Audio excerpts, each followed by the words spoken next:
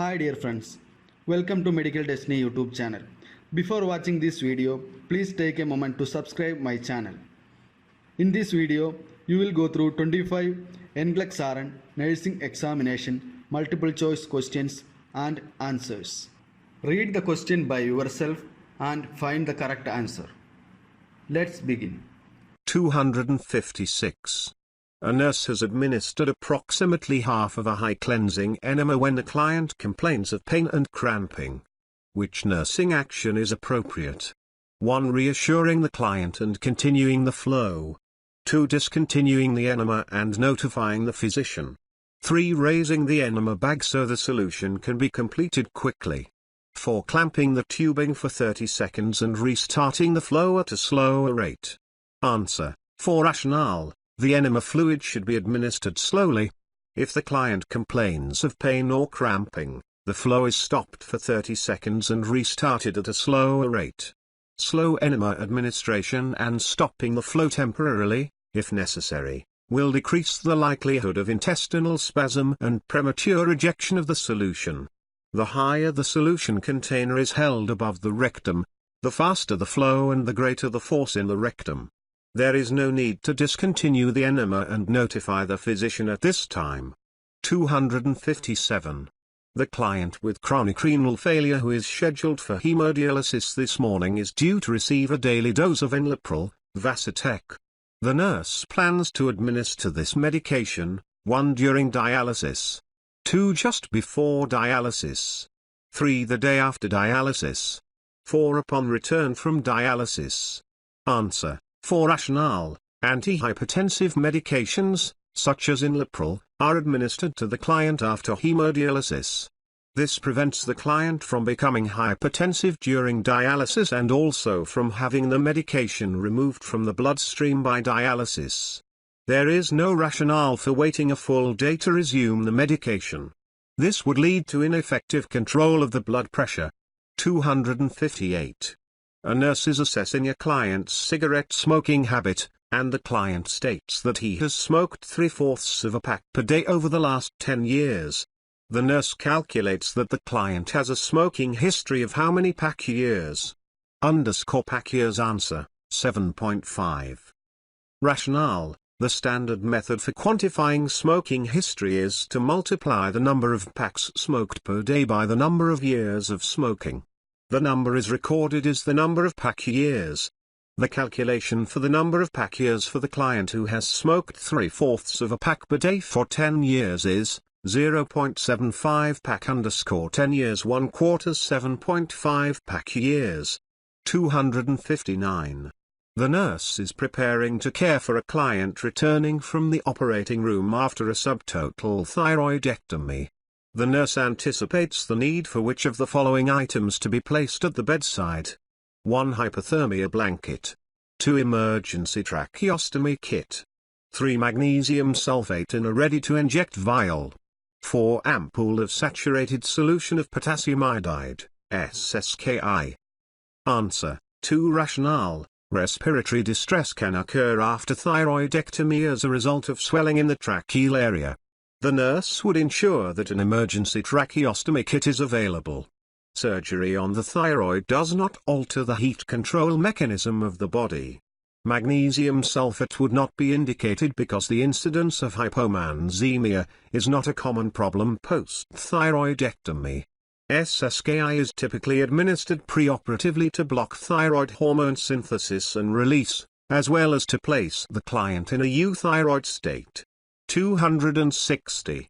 In caring for a client with myasthenia gravis, the nurse should be alert for which of the following manifestations of myasthenic crisis? Select all that apply. 1. Bradycardia.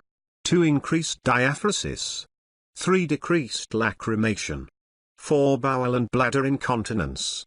5. Absent cough and swallow reflex. 6. Sudden marked rise in blood pressure. Answer, 2, 4, 5, 6. Rationale. Myasthenic crisis is caused by undermedication or can be precipitated by an infection or sudden withdrawal of anticholinesterase medications.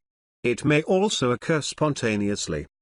Clinical manifestations include sudden marked rise in blood pressure because of hypoxia, increased heart rate, severe respiratory distress and cyanosis, absent cough and swallow reflex, increased secretions, increased diaphoresis, and increased lacrimation, restlessness, dysarthria, and bowel and bladder incontinence. 261. The nurse is encouraging the client to cough and deep breathe after cardiac surgery. The nurse ensures that which of the following items is available to maximize the effectiveness of this procedure? 1 nebulizer. 2 ambu bag. 3 suction equipment. 4 incisional splinting pillow. Answer. For Rationale, the use of an incisional splint such as a cougher pillow can ease discomfort during coughing and deep breathing. The client who is comfortable will do more effective deep breathing and coughing exercises. Use of an incentive spirometer is also indicated. Options 1, 2, and 3 will not encourage the client to cough and deep breathe. 262. A nurse is preparing to administer an intermittent tube feeding through a nasogastric (NG) tube. The nurse assesses gastric residual volume before administering the tube feeding to 1. Confirm proper NG tube placement. 2. Determine the client's nutritional status. 3. Assess the client's fluid and electrolyte status. 4. Evaluate the adequacy of gastric emptying. Answer. For Rationale, all stomach contents are aspirated and measured before administering a tube feeding to determine the gastric residual volume. If the stomach fails to empty and propel its contents forward, the tube feeding accumulates in the stomach and increases the client's risk of aspiration. If the aspirated gastric contents exceed the predetermined limit, the nurse withholds the tube feeding and collaborates with the provider on a plan of care.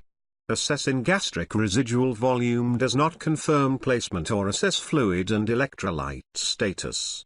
The nurse uses clinical indicators including serum albumin levels to determine the client's nutritional status.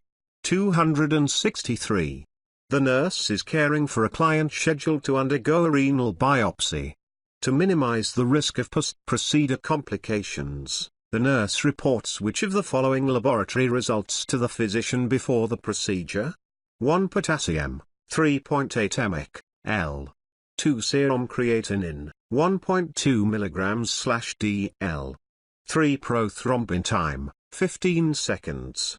4. Blood urea nitrogen, BUN, 18 mg/dL. Answer. 3. Rationale, post-procedure hemorrhage is a complication after renal biopsy. Because of this, prothrombin time is assessed before the procedure. The normal prothrombin time range is 11 to 12.5 seconds. The nurse ensures that these results are available and reports abnormalities promptly. Options 1, 2, and 4 identify normal values. The normal BUN is 5 to 20 mg/dL. The normal serum creatinine is 0.6 to 1.3 mg/dL, and the normal potassium is 3.5 to 5.1 mg/L. 264. A client involved in a house fire is experiencing respiratory distress, and an inhalation injury is suspected. The nurse monitors which of the following for the presence of carbon monoxide poisoning? 1. Pulse oximetry. 2. Urine myoglobin. 3. Sputum carbon levels. 4. Serum carboxyhemoglobin levels. Answer. For Rationale, serum carboxyhemoglobin levels are the most direct measure of carbon monoxide poisoning, provide the level of poisoning, and thus determine the appropriate treatment measures. The carbon monoxide molecule has a 200 times greater affinity for binding with hemoglobin than an oxygen molecule, causing decreased availability of oxygen to the cells. Clients are treated with 100% oxygen. Options 1, 2, and 3 would not identify carbon monoxide poisoning. 265. A nurse is assigned to care for a client with hypertonic labor contractions. The nurse plans to conserve the client's energy and promote rest by 1. Assisting the client with breathing and relaxation techniques. 2. Keeping the TV or radio on to provide distraction. 3. Keeping the room brightly lit so the client can watch her monitor. 4. Avoiding uncomfortable procedures such as intravenous infusions or epidural anesthesia. Answer. 1. Rationale. Breathing and relaxation techniques aid the client in coping with the discomfort of labor and conserving energy. Intravenous or epidural pain relief can be useful. Intravenous hydration can increase perfusion and oxygenation of maternal and fetal tissues and provide glucose for energy needs. Noise from a TV or radio and light stimulation does not promote rest. A quiet, dim environment would be more advantageous. 266. A client with acute pyelonephritis has nausea and is vomiting and is scheduled for an intravenous pyelogram.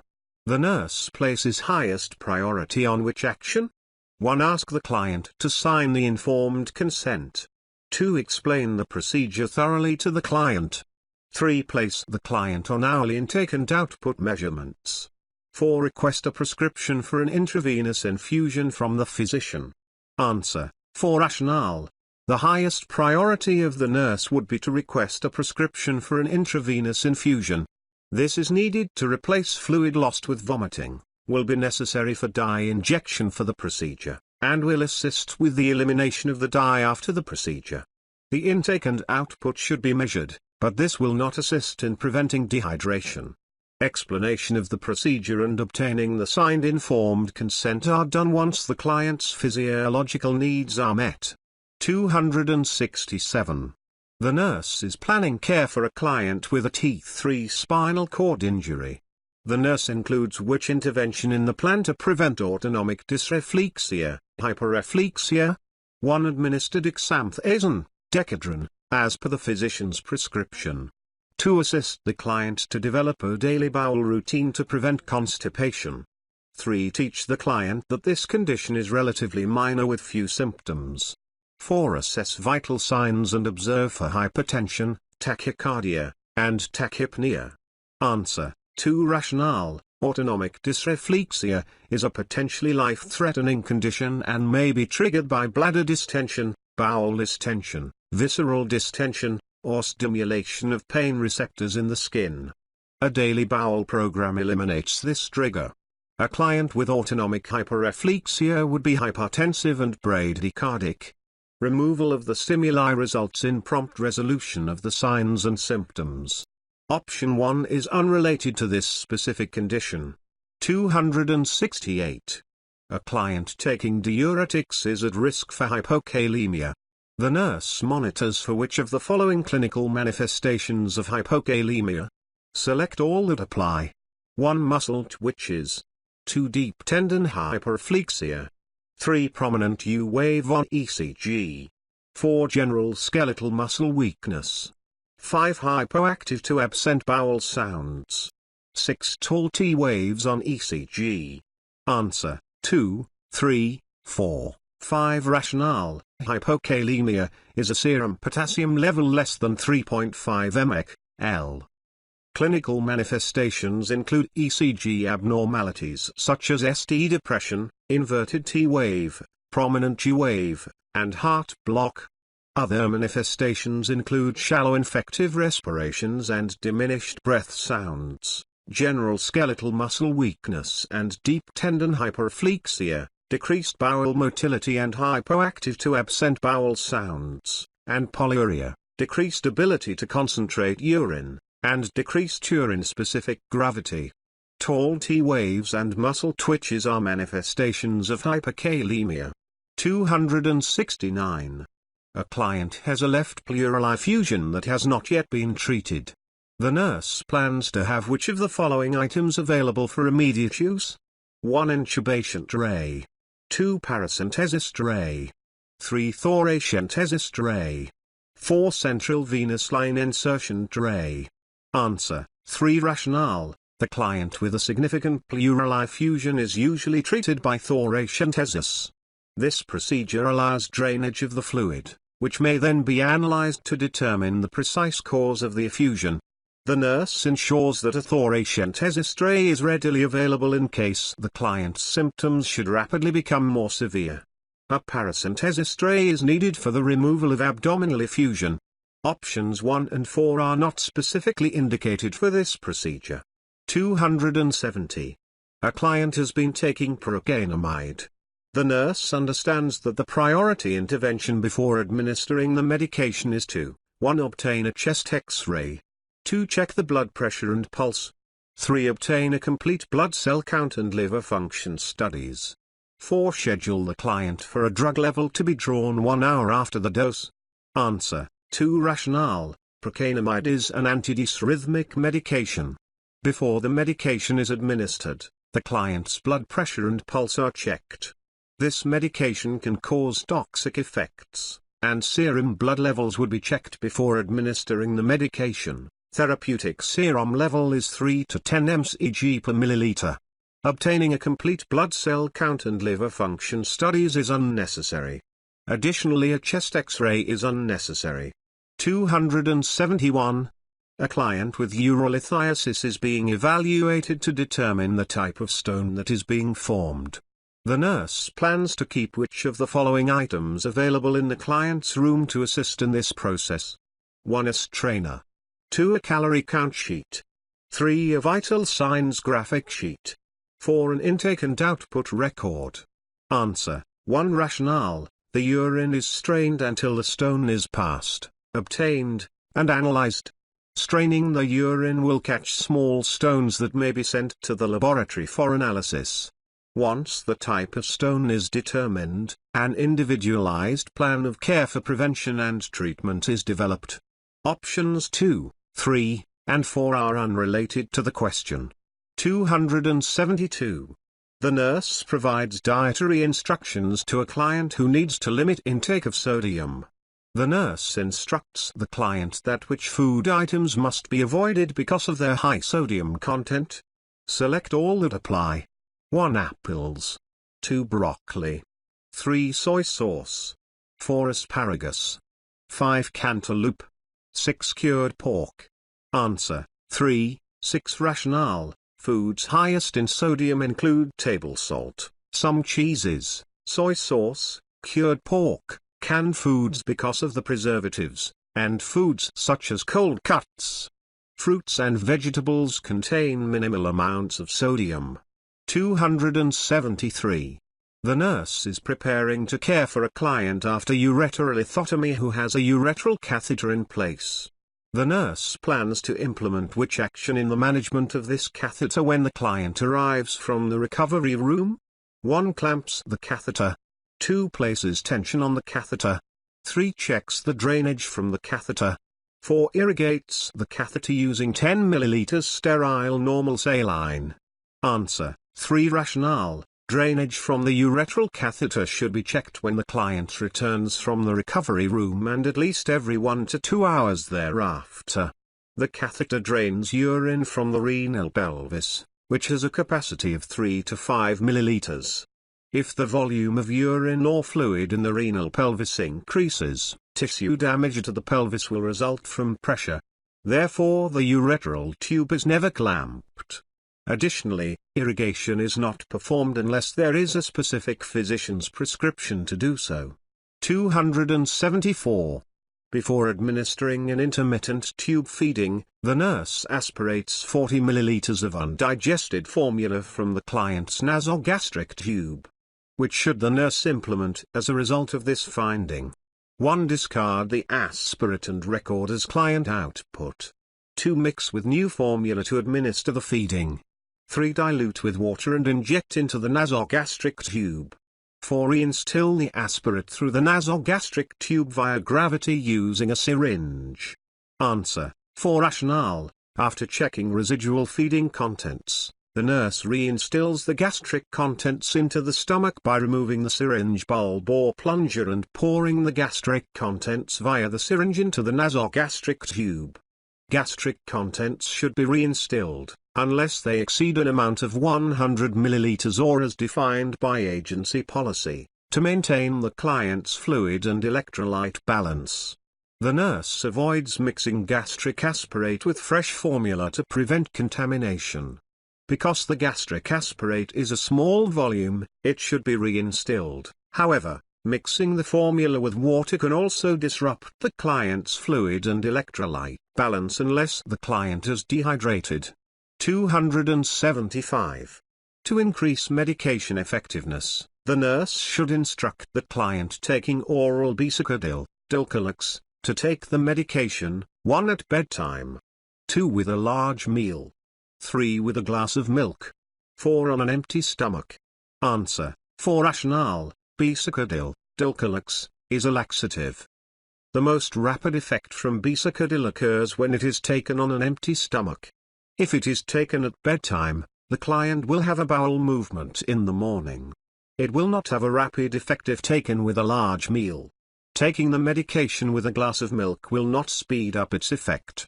276. A client with acute respiratory distress syndrome has a prescription to be placed on a continuous positive airway pressure (CPAP) face mask. The nurse implements which of the following for this procedure to be most effective? 1. Obtains baseline arterial blood gases. 2. Obtains baseline pulse oximetry levels. 3. Applies the mask to the face with a snug fit. 4. Encourages the client to remove the mask frequently for coughing and deep breathing exercises. Answer: 3. Rationale. The CPAP face mask must be applied over the nose and mouth with a snug fit, which is necessary to maintain positive pressure in the client's airways. The nurse obtains baseline respiratory assessments and arterial blood gases to evaluate the effectiveness of therapy, but these are not done to increase the effectiveness of the procedure. A disadvantage of the CPAP face mask is that the client must remove it for coughing, eating, or drinking. This removes the benefit of positive pressure in the airway each time it is removed. 277. The nurse is caring for a client scheduled to undergo a cardiac catheterization for the first time. The nurse tells the client that one procedure is performed in the operating room. 2. Initial catheter insertion is quite painful. After that, there is little or no pain. 3. Client may feel fatigue and have various aches, because it is necessary to lie quietly on a hard X-ray table for about 4 hours. 4. Client may feel certain sensations at various points during the procedure, such as a fluttery feeling, flushed warm feeling, desire to cough, or palpitations. Answer: for Rationale, cardiac catheterization is an invasive test that involves the insertion of a catheter and the injection of dye into the heart and surrounding vessels to obtain information about the structure and function of the heart chambers and valves and the coronary circulation. Pre-procedure teaching points include that the procedure is done in a darkened cardiac catheterization room and that ECG leads are attached to the client. A local anesthetic is used so there is little to no pain with catheter insertion. The X-ray table is hard and may be tilted periodically. The procedure may take up to 2 hours, and the client may feel various sensations with catheter passage and dye injection. 278. The nurse hangs an intravenous, bag of 1000 milliliters of 5% dextrose in water, D5W, at 3 p.m. and sets the flow rate to infuse at 75 milliliters/hour. At 11 p.m., the nurse would expect the fluid remaining in the 4 bag to be at approximately which level? Milliliters. Answer: 400. Rationale: in an 8-hour period, 600 milliliters would infuse if an 4 is set to infuse at 75 milliliters/hour. Therefore 400 milliliters would remain in the 4 bag. 279. A nurse admits a client with myocardial infarction, MI, to the coronary care unit, CCU. The nurse plans to do which of the following in delivering care to this client? 1. Begin thrombolytic therapy. 2. Place the client on continuous cardiac monitoring. 3. Infuse intravenous. 4. Fluid at a rate of 150 milliliters per hour. 4. Administer oxygen at a rate of 6 liters per minute by nasal cannula. Answer: 2. Rationale: standard interventions upon admittance to the CCU as they relate to this question include continuous cardiac monitoring, administering oxygen at a rate of 2 to 4 liters per minute unless otherwise prescribed, and ensuring an adequate 4-line insertion of an intermittent lock. If an 4 infusion is administered, it is maintained at a keep vein open rate to prevent fluid overload and heart failure. Thrombolytic therapy may or may not be prescribed by the physician. Thrombolytic agents are most effective if administered within the first 6 hours of the coronary event. 280.